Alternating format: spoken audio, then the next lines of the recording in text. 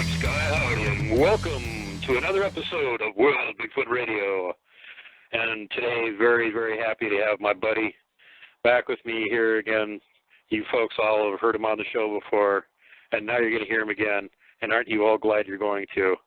Because this is the man that makes cryptids run with fear. He's the Navajo cryptid doomsday machine.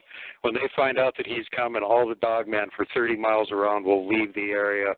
The Puckwidgies will crawl back underground, and the Hostine will leave tribute on his porch so he doesn't come and bother them.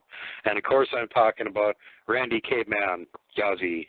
Glad to have you back, brother. Hey, what's up, dude? always happy to have my brother from another mother down there in the Southwest on the show, telling us what's been happening down there. And you got a bunch of stuff to catch us up to date on. But you wanted to do a shout out to somebody, so go ahead, brother. Well, I started looking around when you started doing your intro. I was like, oh, you wow. So. This is an inside joke, folks. I sort of caught him off guard with this. We were talking the other day about how he doesn't even have to investigate dangerous cryptids anymore. All he's got to do is say something on his group that he's going to go investigate them, and mysteriously somebody shows up and makes sure that they're gone before he gets there. So it's like a cryptid doomsday machine. All he has to do is leak and he's going to go somewhere looking for them, and they'll mysteriously disappear. Yeah. Or I'll find somebody already over there, too.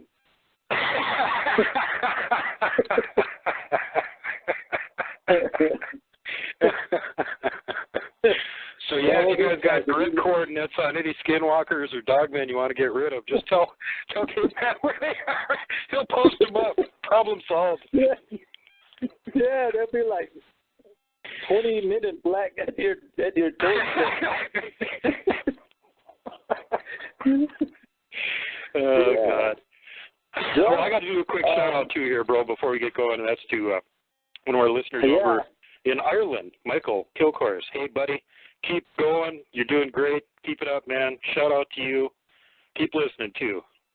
All right, Caveman, back to you. Go ahead. All right. Well, I wanted to make a shout-out to one of my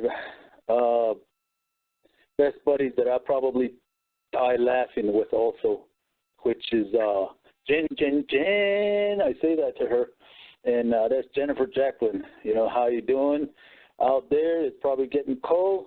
Put on a sweater, and I bet you if I was to go out there, we'll probably end up like zombies, just laughing out there. So, good day to you. Cover up. Never get any squatching done. You'd be too busy laughing. Yeah, we'd be laughing out there. You know, just people would be saying, hey, quiet down, you know. But then they'll come around anyway. Probably faster. What are those humans laughing at? There's something really hilarious going on. You know, they know what laughing is. They laugh, too. Yeah. So, yeah, they'd show up. Hey, JJ, I know Jennifer Jacqueline, too. Hey, JJ, shout out from Duke here. Yeah.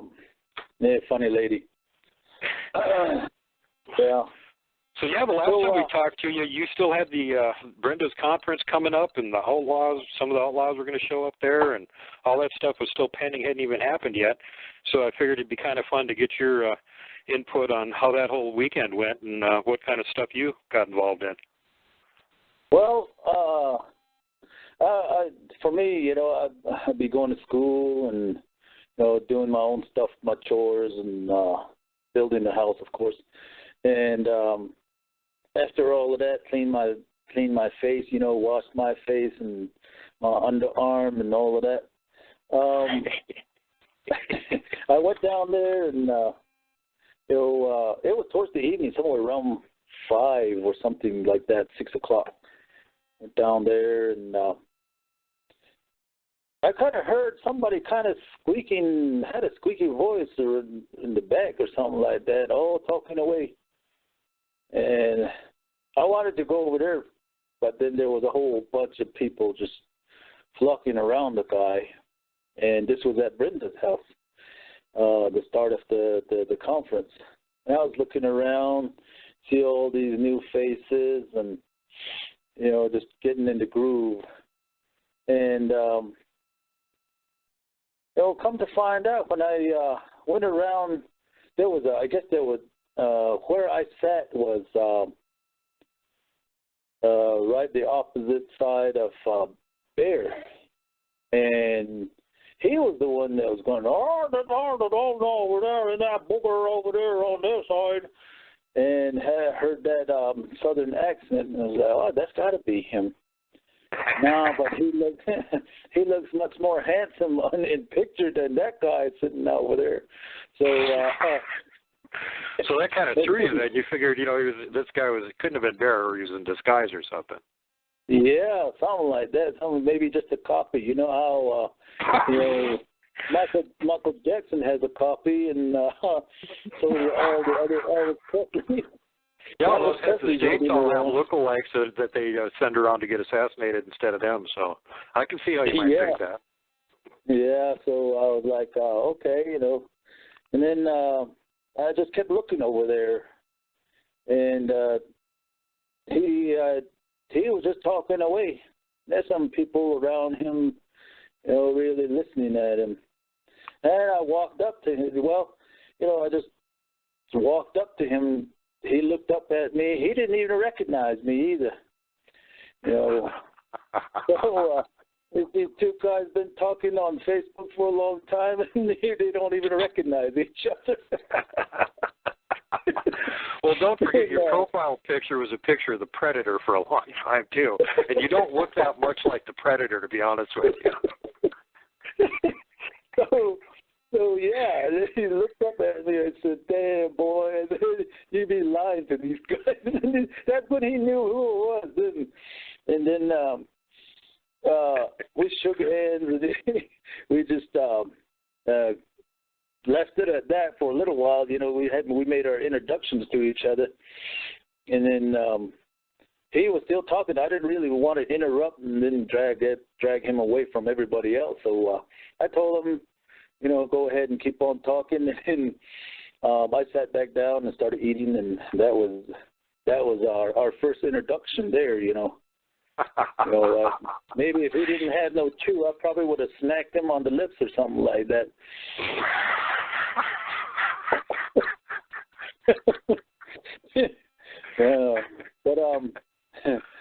But that was our first introduction, and later on, after we ate, kind of mellowed out, and he came over, sat down, and was like, hey, we started talking just right away. We said it was just like we knew each other from, birth. Another brother from another mother also, just like you. There you go. Every so often you meet one of those people, and you're like, how the hell have we not known each other for like 40 years? Because it sure seems like we have. Yeah, and he's all, sitting there, and, we were just talking away. We started talking away, until we got interrupted by another guy who was setting up a tent, so he had to go help out that way. And, just looking at him and then observing him, and, I was there till probably 12 midnight or something like that. Nice. And we just kept on talking, just about, anything. And then the main topic was also, my Hosteen versus his booger. Mm-hmm. So we started, just talking. We weren't comparing what we did or how much experience we had. We just started talking into like behaviors and what we had gone through, and just poured it all out there. And people just started kind of just mingling there. People pulled up their chairs, some of them, and that was that for that first night. Everybody just kind of gathered around listening to you guys talk. Yeah, we were just talking away.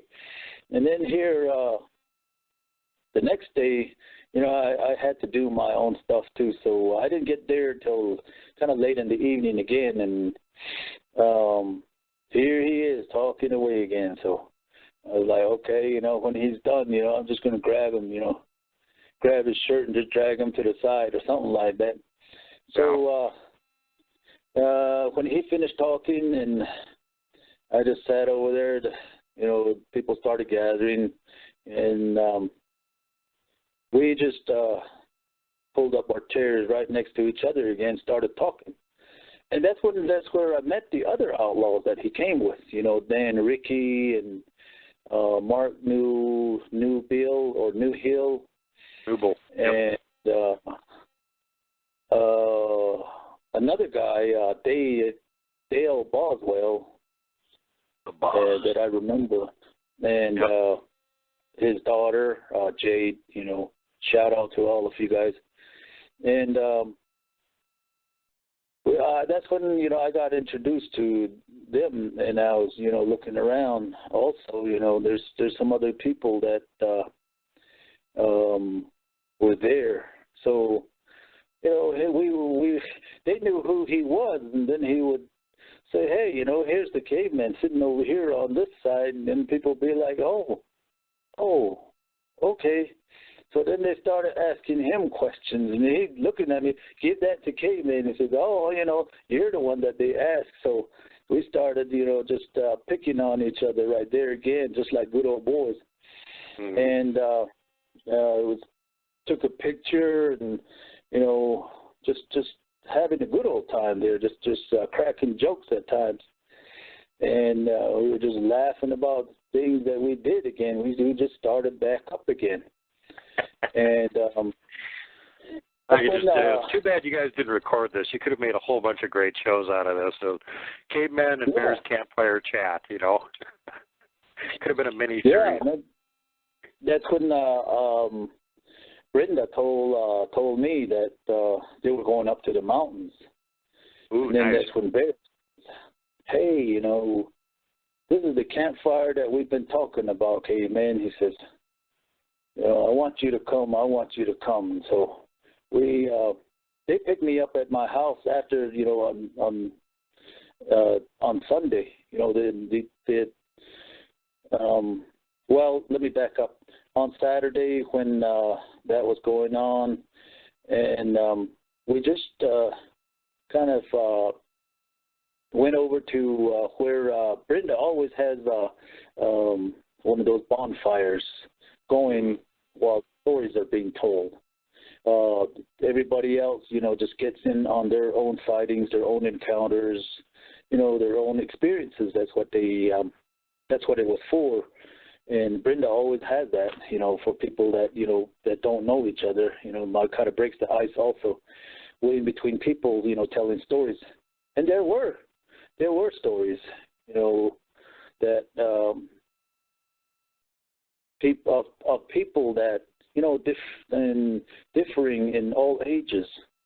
Yep. And it came out the way that when I was sitting there is here on the reservation, it's like people are having these sightings like early in the mornings or late in the evenings, mm-hmm. when the sun's up, or just when the sun is coming up.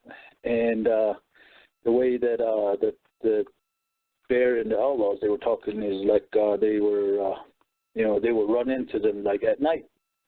So that's the differences that I've seen or that I've heard while people were telling their own stories. And we were glad. Well, I was real happy about the stories firsthand from Bear and the other guys that were there. And there was even people from I guess San Francisco that came out and really enjoyed all the stories that were there. Oh, I bet. And so, people just talking away with whatever experience they had. And when it kind of got quiet, that's when I was like, I got to fill in for Brenda and Bear. And so Bear was losing his voice, just talking away. And here Brenda was too busy, just going back and forth, trying to comfort everybody.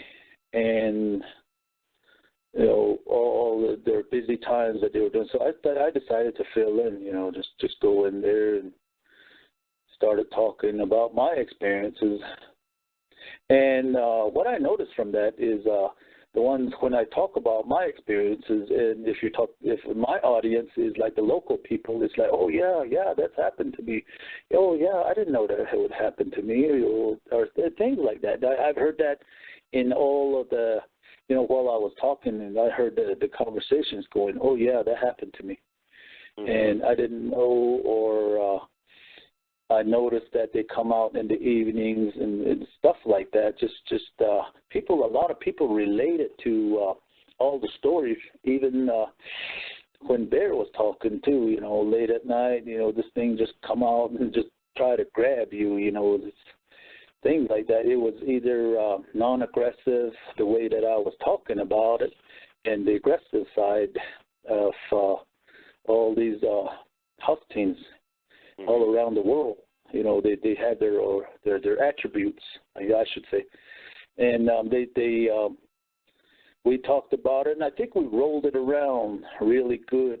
And Brenda put in her 2 cents also, and like I said, there were people from San Francisco that was like, wow, I didn't know, the Austin bees going by the river or by the ocean. But then, they started to talk about, the redwoods and all of that. Just so happens, people just come upon these things, but then there are some that they kind of pick on or maybe adopt in their within their group, with their clan. That's what I noticed. That's what I got out of it. And it's like I was telling them when I was there, even though I've had experiences with them from age 6, I still get scared. I still shiver. You had to be kind of crazy if you are not scared. Because as for me, I still get scared. When they look at me in some way, I still kind of have to walk away, maybe a couple steps back or something like that.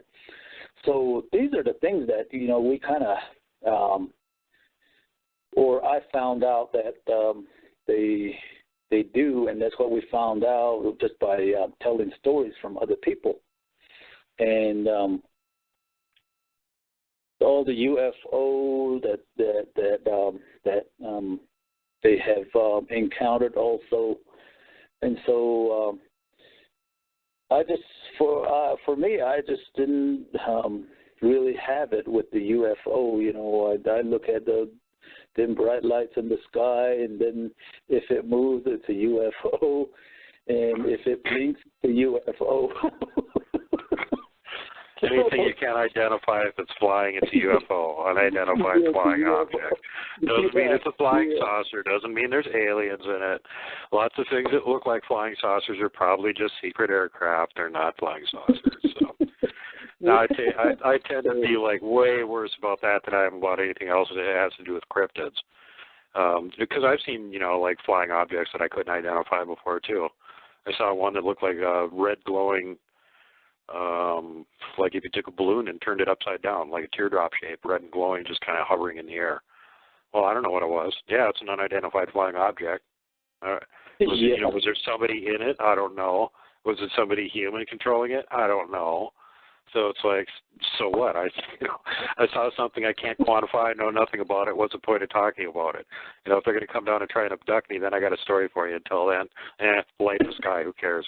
Yeah, I'm a lot more interested in the ones that are closer to the ground, like orbs that can potentially kill you. They worry me. Yeah, that's how I am. So when the UFO subjects came up, I was kind of like just leaned back and fell asleep there for a little while. and that was it. So there's people that have said, there's wherever the UFO lands, you'll see a Husky there. And I haven't seen that. You know, I haven't encountered that or anything like that. And, you know, if one landed here above my house, I bet you there'll be a lot, or, you know, we'll find out then.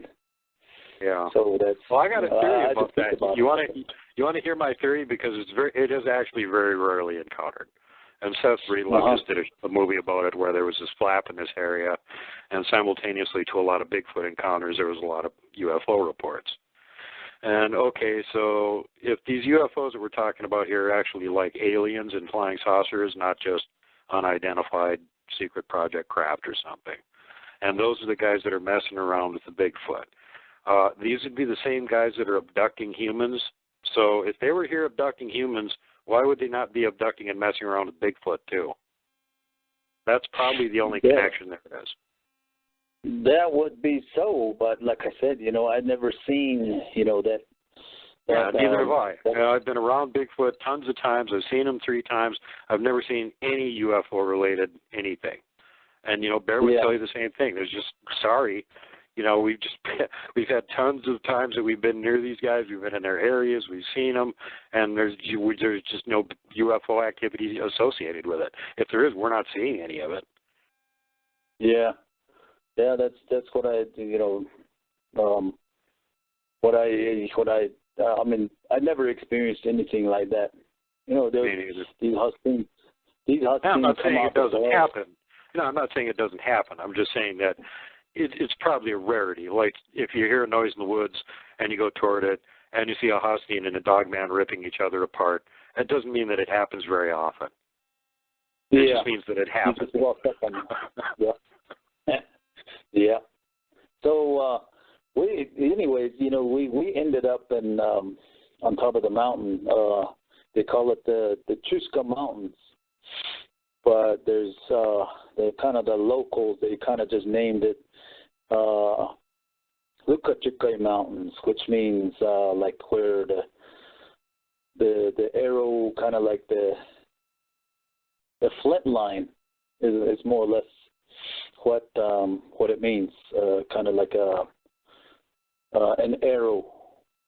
Just you mean like an arrow pointing to something, or like a vein of good material to make arrowheads out of? Yeah, a vein of good material. Okay. And that's what they named it, and then that's what Lukachukai means. And we were on top. We were on the west side, and I thought we were just going to go off the road, the main road off of there, but then we started going in and out, under, over, and I was thinking, hey, you know, we're going to end up somewhere way back down below if we don't move off. Mm-hmm. So in the meantime, you know, there was, you know, people stopping. You know, it was rather cool up there in the mountains, and finally we got to the location, and we set up and found out what Bear's magnet was, and he prepared it, and that was it.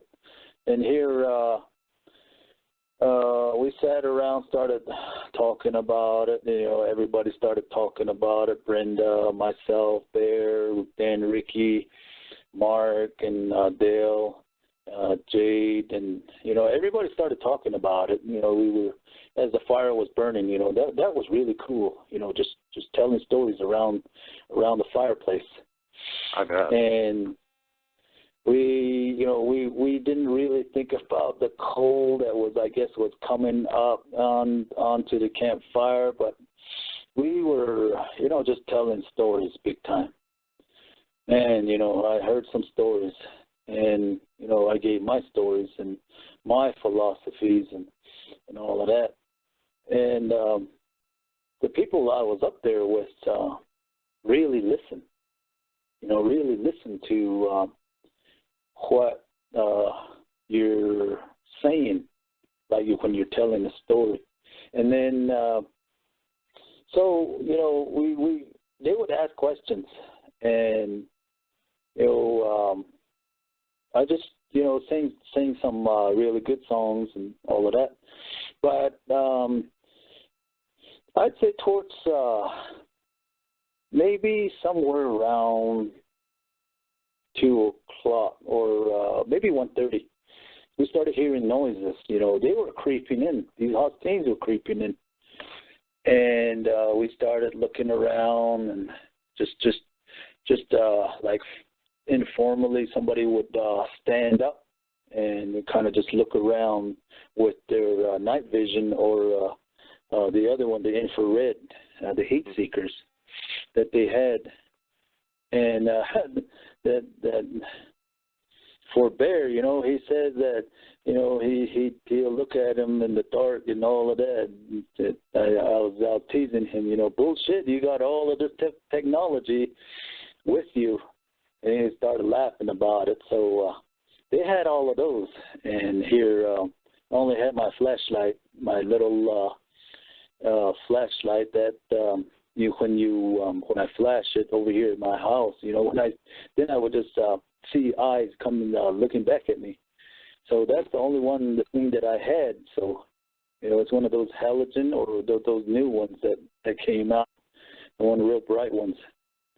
Anyways, when we started looking in the infrared, you know, they started kind of just looked around, because the way I see it is, if it can glow into our eyes, and if they can see, if these Huskies can see the lights, these little other spectrums of lights that are, you know, that we use, you know, it probably really glows just like our night vision and infrared.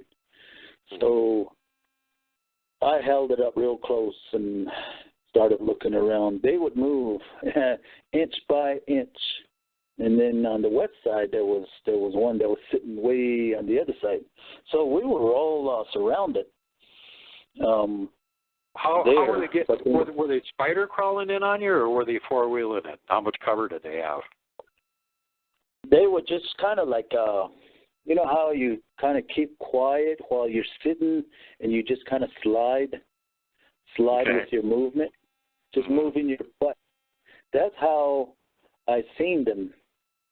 And I would give the infrared to the next person so they can, you know, look at it also. And that's what I had seen. They would sit kind of like straight up with their legs out, and then just crawl with their butts, or just slide their butts, and that's how they were moving in. So assume the position of a stump and slowly creep forward. Yeah, and then that was it. But what I noticed in that infrared is when they see the heat, then it would either turn white or turn red. Mm-hmm. So then when you would look at them for, I'd say, about 30 seconds, and they lay down, and they'll be laying down for some time.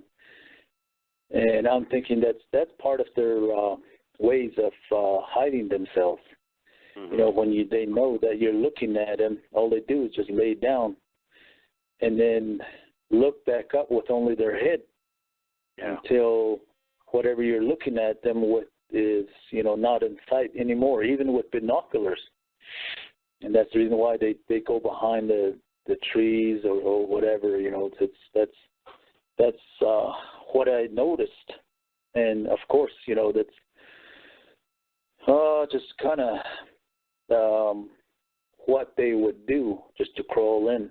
They don't really crawl on their bellies like you said, they're spider crawling. They wouldn't really do that unless, you know, they're ready to take off.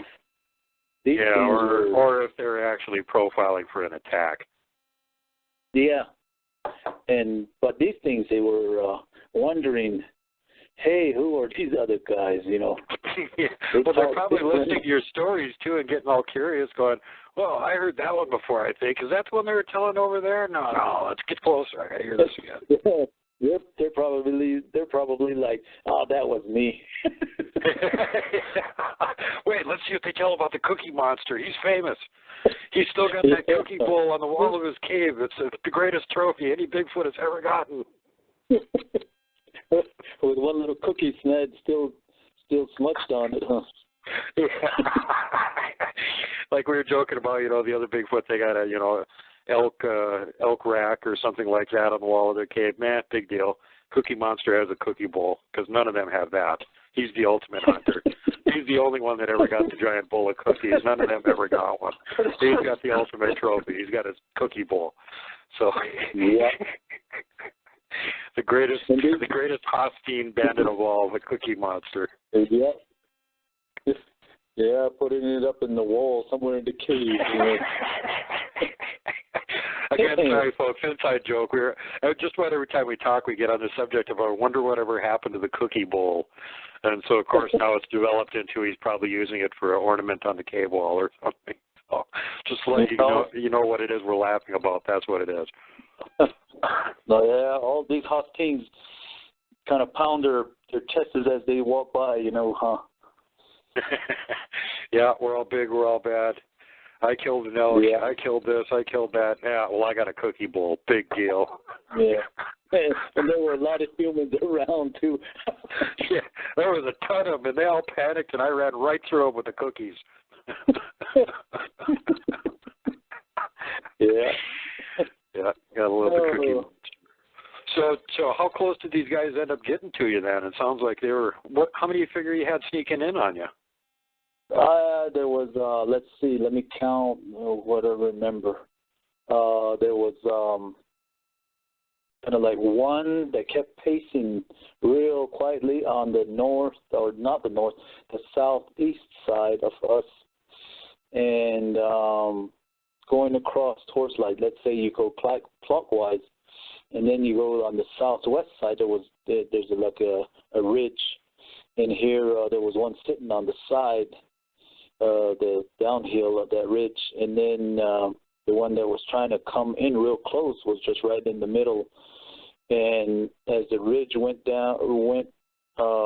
north, there was another one kind of like due west of us, and then there was another one on the northwest side, which was, to me, it looked like it was hesitant. Maybe that one was the lookout, and the one on the north side, and going back up towards the east, there's that little hill that was in there. So we were kind of down in between two hills, and we kept hearing noises. I couldn't really figure out where it was, but I could hear rocks roll down. Mm-hmm. And I never did see that one, but the rocks was the one that gave it away, and they were all around us. And so it sounds like you had a few of them there, all right. You definitely had their interest. Yeah, but we kept on talking. We just acted like we didn't mind them, and they just kept coming in closer and closer and closer. And I bet you if we were still there, maybe up to 4 o'clock, they probably would have been within 20 feet of us. But by the way they were creeping in, they were just it's like almost a little bit too close at that point. Yeah, that's a little bit too close. Yeah, and what gives them away is all the rocks kind of like rolling down. Mm-hmm. That's when they stop, and people would look up there to where the rocks were, or kind of like breaking twigs. And that's what gave them away, and then everybody would be looking that way again, and all the way around. It's just like one of them Arnold Schwarzenegger movies, when the predator comes around, they'll be shooting on all different ways. We kind of got like that, but ours was just only with infrared and night vision. Yeah. And so and those guys in the Predator movie wish they had that kind of tech. Remember, they didn't even have tech that good in that movie. Yeah. And here, we just let them be, and then we started telling our stories and all of that. And so, they heard our stories. I can say that they heard our stories. That's how close they were. Maybe the closest one, I would say, maybe about 50 feet. And that was on the west side, because we kept hearing twigs breaking, and on that side, but we didn't really see it. And like I said, they would lay down, just like logs. And because they know that they have more patience than we do, and we'll give up looking at them before they get tired of laying on the ground. Yeah. We'll probably roll around and say, "Ow, this twig is going into my back," or something like that. They had the patience for it. Yeah. They were creeping in real soft, real silently. Makes you wonder if they understand, if they really do understand a lot of words in English, if they actually knew what you guys were talking about and they were getting all kinds of interest in the stories you were telling. And there really was, like someone going, "Oh, I think that's my cousin that he's talking about," or something like that. It's just weird to wonder what it was that was going on, that they were, acting like that. Well, if you go back in history, the way that we think about, somebody else is talking, some other race is talking or something like that. Somebody else mimicked it, and then they brought it home, and then they started talking it that way, and then other people tried it, and then this is what it means, or all of that. I bet you can start having a talk if you were to really communicate with them instead of it seems to me like some people that try that have them on their property or something and go out and just talk like they understand what they're saying, it seems like they kind of understand what they're saying, because they get kind of the reaction they expected if they were talking to somebody. Yeah. Because if I, like I said, when I chased them away from my property, I tell them straight out, if you come back around, I'm going to boil you on the ground, like that. And boil you in the ground. Yeah, I saw that on your page, too. And, by the way, what the hell is going on there? Have you got some little juvenile delinquents screwing around at your house because they're letting your dogs off the chain and stuff? What the hell, man? Dogs are supposed to be stopping them. Yeah, they've been. There's one clan that keeps coming around. They're like maybe the local clan that's around here. They're the ones that have become friends with my dogs, Oh, God. This is like the worst nightmare possible. Your dogs are there to be an early warning system, not to make friends with the guys that are sneaking around on your property. Yeah. Here they would start barking, I bet you, if these things would be, they would catch the smell in the air, they would start barking. And then as they come closer and then maybe come over the hill or something like that, they'll be howling, woo, woo, woo, all of a sudden everything just goes quiet. And then after that, when it goes quiet, that's when you kind of like move on your bed and your bed squeaks or something like that. That's when you hear footprints, boop, boop, boop, boop, they start to take off. And that's when you know. Oh, he's getting up. Run for it. You'll find out we let the dogs loose again. Yeah. Well, sometimes when I walk out, my dogs will be like in right at my front door, looking up at me like, "Hey, bring some food." And our buddies want some too. Make extra sandwiches. Yeah. They'll be laying right there on the doorstep, right by the doorstep, and they'll look back. And then when I look at the chain would be like either, just somebody just took off the latch, because I have them latches that snap back into the original, lock position. Right. You have to have a thumb to undo the latch. Right. A dog will not do it, or, if that dog will probably chew on it, but will not undo it. Maybe, if a dog is real smart, so they can do it, but you have to have a thumb to unlatch those latches that I have on my dogs. And then they throw it to the side or tie them together. That's one thing they not. What I mean by tying them together is they twist them together. Just they won't take the dogs off the chains. They'll take the chains off and they'll twist the chains together. No, they'll take the latches off. Okay. And then they'll latch them together or twist them together.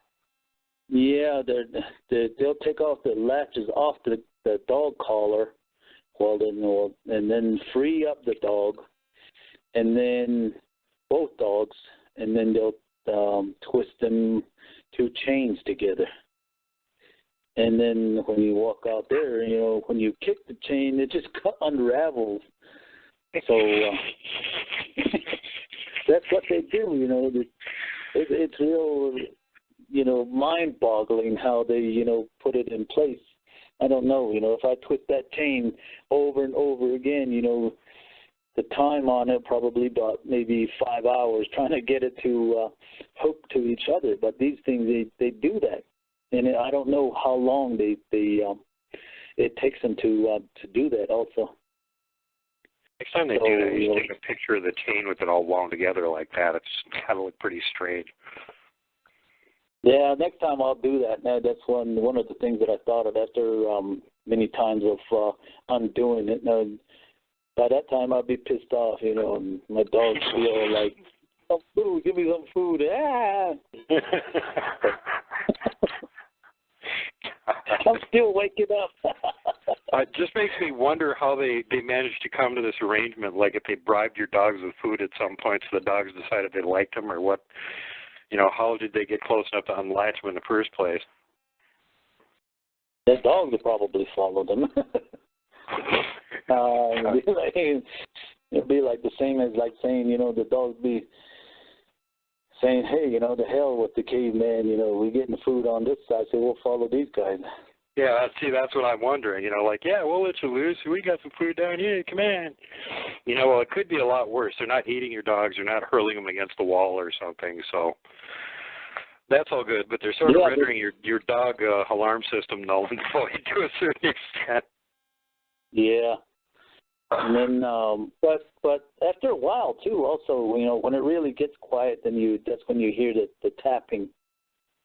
And like I said, the last time, I was going to raid the refrigerator and hear one, I guess, was alarming another one, maybe close to where I was, slapped on my trailer and then just scared the hell out of me. Boom, boom, boom. I just slammed that refrigerator door, ran into the bedroom. So that's what they do, I just figured that, so I started kind of make it sound like I was mad, and then then you could hear footsteps too when you start to do that. That's why these old ladies, they're not these old grandmas that we had, they're not ornery or anything like that. What they had their scare tactics, they take out a piece of wood or what we call the fire poker, they just take it out and start whacking everything and then walk outside and start yelling. That makes them all those boogeymen run away. Oh man, we got one of them mad now. We need to make him exit out of here right away. Yeah. Yeah, that's when, they kind of respect the house like that. And that's they have memories too, and you've told the story before about the people over there having this weird thing about if there's something messing around with your property, just shoot the wound and it'll go away. But then it becomes somebody else's problem. But, they're smart enough that could have happened like a couple decades ago to another booger in their troop, and they'd still know that if they make the humans mad, they might get shot. So it's best to play it safe. Yeah. Probably getting hereditary, too. At this point. Oh, yeah, old Uncle Buck over there has still got a bunch of loads of buckshot in his butt from the last time that he was messing with the Navajo hunters. They didn't take that very well. Yeah. Yeah. Yeah, but how we you know, the encounters happen to us, but how we encounter them also, you know, is a factor, because if you're kind of like being mean to a certain animal, you know, they're going to be mean back to you too. Or Right. if you mess around with them, they'll get mad too. You know, it's just like a coyote in the human body. You know, that's the way I see it. Mm-hmm. And we when we see them, we kind of don't really run after them or you know, make it known that they're there. If they're walking away, they're walking away. That's the way we see it. Let them walk we don't away. run after them. Yeah, let them walk away. You know, as long as just they're away asking from the for house. Yeah, as long as they're away from the house, you know, it's good to go. Okay. That's the way we see it. Well, you know, that's probably why you see a lot more of them at you know, twilight. You know, shortly after sunrise or shortly before sunset, because they're a lot more comfortable around that area. The people aren't clustered as thick. They don't have as many conflicts with them, so they're probably just not as worried about it. Yeah, because they're kind of at that time, the way many Navajos would say is that that's the time they'll either be waking up, like towards the evening. Yeah. And in the morning, right around there, when I'd say maybe 8 o'clock or something like that, when the sun is up, that's when they're going back home. Yep. So time to head back to the cave or the dugout or wherever it is that you're crashing out for the day and get out of the sun. Yeah. Yeah. And it makes sense down there, too. I mean, it's hot as hell during the day. It would make a lot more sense to be nocturnal anyway. Yeah. And here, they'll be sitting in the shade also, you know, during the day. And what I've seen is them sitting in the shade. And this is during the day. And here, you know, if you're walking around with a jacket in the middle of July, you know, you're going to get hot. Yeah, so they'll be sitting under the shade. But if they're asleep, you know, we make too much noise going anywhere as humans. We make too much noise, so we wake them up, and you know that's when they start to, you know, kind of growl at us or something like that. Yeah. So just like the same thing we'd do if we were sleeping and somebody woke us up, we'd probably start growling it down too. Kind of the same thing. Yeah, that's what we do. Throw the pillow or something. Yeah, exactly. Yeah, we throw things. We don't even growl and warn them. We just throw things. Clock, pillow, empty glass, whatever it is. Yeah, just like that one incident I was talking about. You know, I was chainsawing, and here they started throwing branches at me over the trees. So I probably woke them up. And here I was out there somewhere around 10 o'clock. And, you know, just when you fall asleep, you know, I just got to sleep, and now you're playing with your chainsaw. Caveman, knock it off. I'm going to throw a log at you. Yeah. I'm going to throw something at you. So, you know, things like that, you know, they have their, you know, when you're looking at when you're looking at the behavior of them, you know, they kind of act like humans. That's where, as the Navajo, we would, you know, call them people. Right. That's you know, common. And here, when you encounter them during the day, they'll stop. They'll stop and they'll look at you. And you'll be walking along, all of a sudden you're like, whoa, you know, you see them too. Mm-hmm. And you know that they're looking at you and you're looking back. And both of you are kind of contemplating what you're going to do next. Yeah. And if it walks, then okay, the human starts to walk. But if it still stands there, the human starts to move and starts going for the gun. So that's when it moves also. Mm-hmm. So they're, you know, kind of not really aggressive, the ones that are down here, you know, maybe because that we just leave them alone when they're walking away, or we just leave them alone when they're, you know, way out there. And then we yell at them we yell at them when they're like throwing rocks or branches or something like that. Hey, you know, what the hell are you doing? Right. And I asked Bear about that one point, and he said some of the areas of the Deep South, it seems like they're a lot more aggressive. And I said, well, why do you think that is?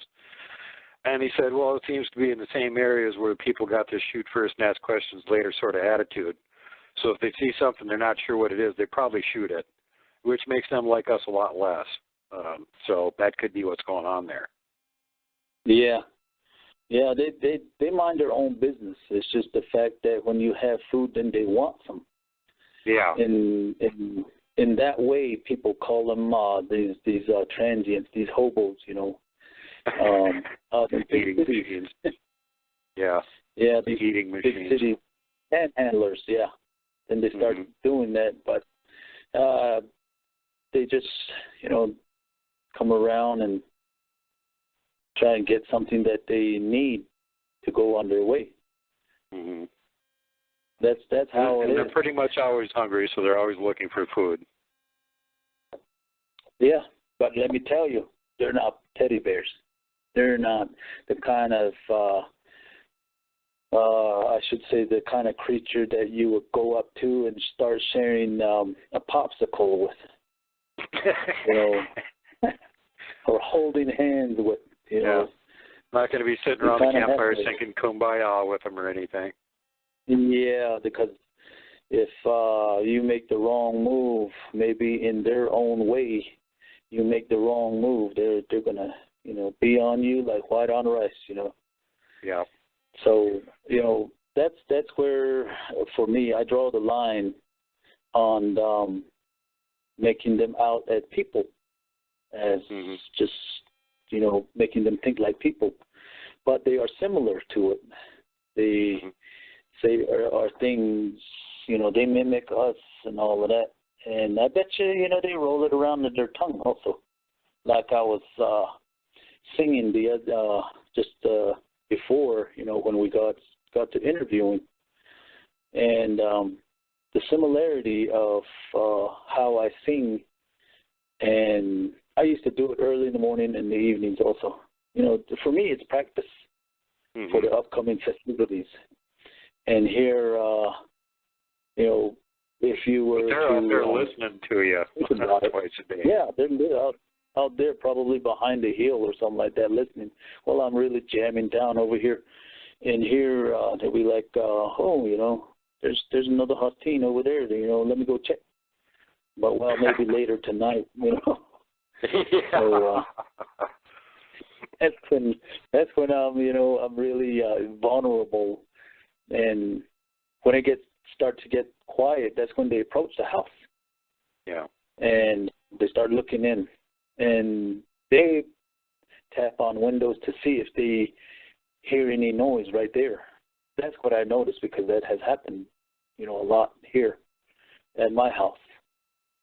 And slapping, like I said, you know, it's a warning sign also. It's to say, you know, I'm here. And usually, just like any other animal, you know, the human would run. Yeah. And that's, you know, their way of letting us know, get out of here. And then the tapping of the wood knocking, you know, bum, bum, bum, bum, bum, bum, bum, bum, bum, bum, you know. If you really count them, or you record them, and then you count their repetitions, then you'll find out which way either you were going or what you were doing. That would signal that. It's just like a Navy man looking for Morse code, you know, like that. Okay. That's the way to see it. So that's you know, kind of the things that I get into over here. That's interesting, because the only time I've heard like regular wood knocks is when I was camping up near one of their favorite hunting spots, this choke point. And I was close enough to hear what they were doing, even though they were pretty much keeping the noise down, because of course didn't want to advertise to the deer. But what they were doing is they'd get into position, and the one who was further down the valley that was in the thicket would knock twice. And then the one who was further up the hill that would be chasing him toward him would knock back 3 times. Yeah. And be like, okay, I'm ready. And then he'd be like, okay, I'm ready too. And then that would be all you'd hear. You wouldn't hear any more noise. Yep. And people will be listening also. Then when them tree knocking stop, you can hear the footsteps or the tree breaking, like that. And, you know, it's like saying, hey, you know, who are these guys? Let's try and scare them away. I was amazed they just went along with business as usual, considering how close I was to where they were at. But I think they figured out that I kind of knew they were there because I was actually sitting inside of a thicket that it appeared to me really obvious that one of their sentinels had made it for like a daytime spot to hang out and watch the humans walking around and then make sure they were gone because it was right up the mountain from where they like to hunt. So that's where I set up my tent. And I was kind of like hiding my tent, not having a campfire, not hunting, not fishing. After a couple of days, they were probably pretty curious what I was doing there. And after a while, they just sort of kind of went about their business and ignored me and went back to what they were doing, which was using that area for hunting 3-4 days a week. And that's where I found the skeleton tree with that big, rib cage and spine 10 feet up on a branch. And that was marking their little trail where you could see there every so often they'd walk through there, and that was going right to that thicket where they were hunting. So that was like their little warning to other troops and dum-dums, hey, here's where we're hunting, stay the hell out. Yep. Once you start to stoop and start to hide here and there, you kind of startle them too. You know, that's what I have done. I kind of just start going from tree to tree, you know, all that, and then all of a sudden you hear through the trees away from me. And then I'd be looking around, be like, oh, you know, there was one right there looking back at me. Or if I see one, then I try to go in the bush and sit from there. Oh, man, we'd be trying to strategize on both sides. Having the Navajo standoff where he's trying to decide if he should run and you're trying to decide if you should run, and you're both kind of halfway hiding, waiting for the other one to do something. Yeah, that's how it is. So, it's funny sometimes when you scare them.